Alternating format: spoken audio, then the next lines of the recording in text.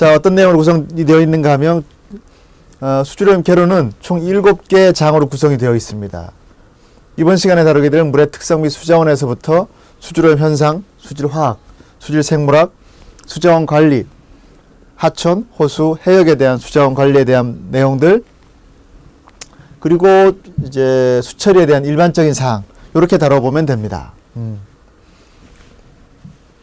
먼저 출제 빈도를 보면 여기에 별이 1개에서부터, 1개가 어디가 있을까요? 별이 하나에서부터 2개, 3개, 별이 5개까지 있습니다. 별이 5개, 뭐 침대 회사의 광고 카피 같은데, 별이 5개는 매회 출제되는 겁니다. 기사시험, 산업기사 시험 볼 때마다 매회 한 문제 정도는 나온다고 보시면 되고, 별이 4개 정도로 되어 있는 거는 한 번씩 건너서 2회마다 출제되는 내용으로 보시면 되고, 별이 3개인 거는 3회마다 출제되고, 그리고 별이 2개인 거는 지금까지 한 5번 이상 출제됐던 것들, 별이 하나인 거는 최소한 2번 정도 이상은 출제가 됐던 것들을 여기에 올려놨습니다. 그래서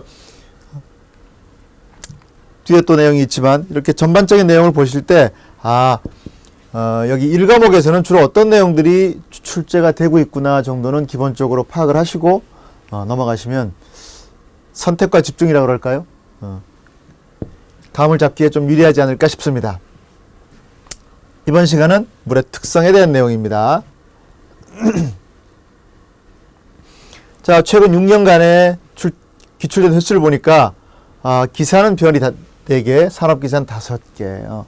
산업기사인 경우에는 매회 한 문제씩 나왔다는 것이고, 기사인 경우에는 매회는 아니지만 한 번 건너 정도, 2회마다 한 번씩, 한 번 건너 정도만은 매번 시험에 나왔다고 볼 수 있죠. 주로 어떤 것들이 나오는가 하면 물의 특성을 묻는 문제가 나온다. 특히 산업기사인 경우에 출제 빈도가 높다. 이렇게 되어 있습니다. 물의 특성을 이해하기 위해서는 물이 가지고 있는 수소결합, 우리가 대학교 몇 학년 때 이걸 배울까요? 한 1학년 정도에 아마 배우지 않았나 싶은데, 또는 고등학교 때도 이미 배웠었죠. 물이 가지고 있는 특성 중에 여러 가지 특성이 있는데, 그 특성을 가져오는 가장 기본적인 이유가 바로 물이 수소결합을 가지고 있기 때문입니다. 수소결합은 여기에 써 있는 것처럼 전기 음성도가 큰 플로루나, 그러니까 불소라든가 수소 또는 질소 원자 사이에 이런 불소, 산소, 질소하고 수소가 결합한 분자가 있어요. 물도 여기에 해당이 되죠. 이런 물 분자가 옆에 이웃한 분자와의 이웃한 분자가 있을 때 그 수소 원자 사이에 형성되는 결합입니다. 즉 분자 간에 매우 강한 결합이다 이렇게 써 있는데, 가끔씩 우리가 여기에서는 이렇게만 보면 그렇군요 하다가 이게 지문에 어떻게 나오는가 하면, 물 분자는 물 분자 내에 수소 결합을 가지고 있기 때문에 매우 강한 결합을 형성한다, 이렇게 지문으로 제시가 되는 경우가 있습니다. 수소 결합은 분자 간 결합입니다. 자, 여기에서 보면 수소가 산소와 결합해서 물을 형성하고 있죠.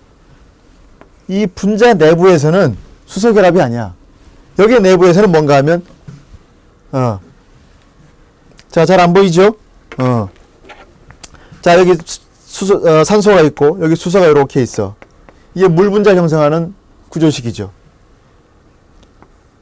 여기에 물 분자 내의 결합은 바로 우리가 알고 있듯이 공유 결합입니다. 그리고 물 분자 간의 결합이, 이 결합이 바로 여기에서 얘기하고 있는 수소 결합이죠.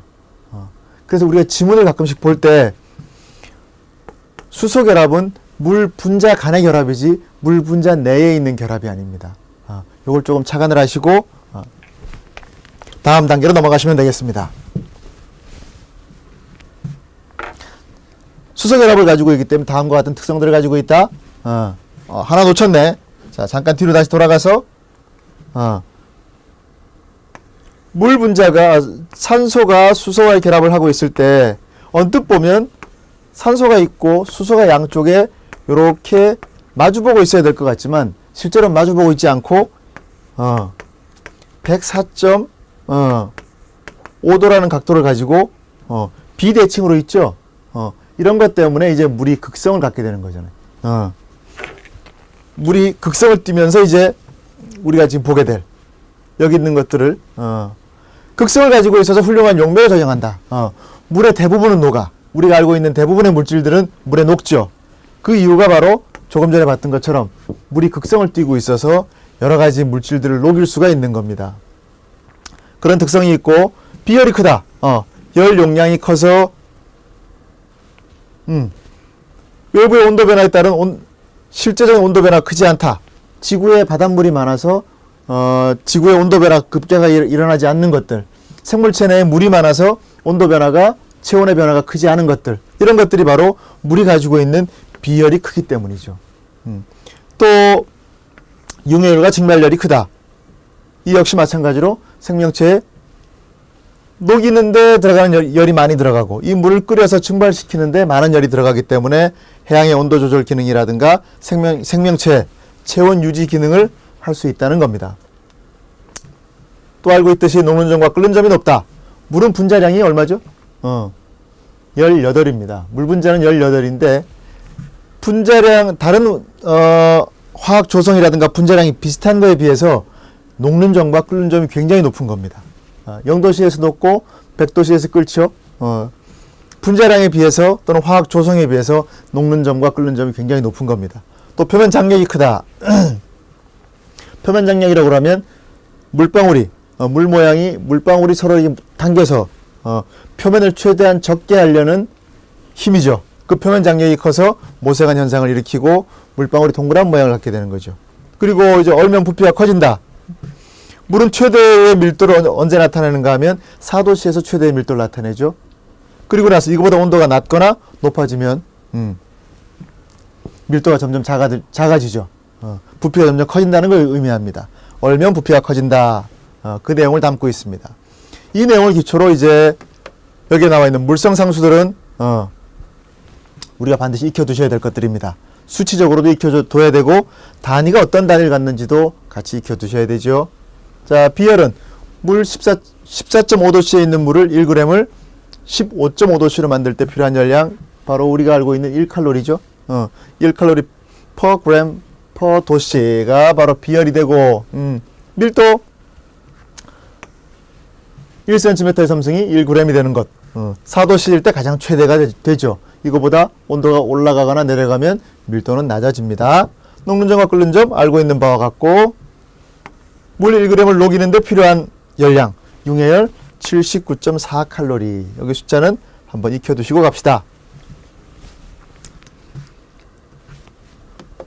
물을 끓여서 물 1g을 수증기로 만드는데 필요한 열량, 바로 증발열 또는 기화열이죠. 대략 540칼로리를 알고 있었지만 539칼로리가 필요하다는 거. 표면 장력, 표면 장력은 72.7 다인 per cm. 이 단위도 기억해 두시고, 또 뭘 기억해 두셔야 되는가 하면 온도 증가에 따라서 온도가 올라가면 활성이 점도가 떨어지고 활성이 증가하죠. 그래서 표면 장력도 같이 낮아집니다. 점성계수 0.0179 g/cm 세크에서 이 숫자는 기억할 필요가 없어요. 그런데 뒤에 나오는 단위가 뭐냐?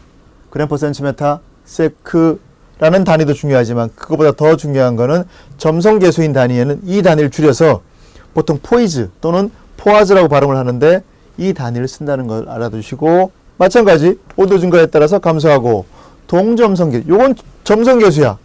그런데 동점성계수, 바로 점성계수를 밀도로 나눈 것이죠. 점성계수가 단순히 어떤 액체의 끈적거리는 점도만을 나타낸다고 하면 점성계수는 그걸 밀도로 나눠서, 이 동자는 움직일 동자죠. 이 액체가 얼마나 잘 흘러가는가를 나타내는 계수라고 보면 됩니다. 그래서 유체역학에서는 실제적으로 점성계수보다는 동점성계수를 훨씬 많이 쓰죠. 그래서 이 동점성계수는 점성계수를 밀도로 나눈 것이고, 그 단위는 센티미터의 제곱 퍼 세크의 단위로, 여기에 밀도의 단위를 나눠보면 되죠. 밀도의 단위를 나눠보면 이 단위로 뽑아낼 수가 있습니다. 그래서 이 단위를 스톡스라고도 한다.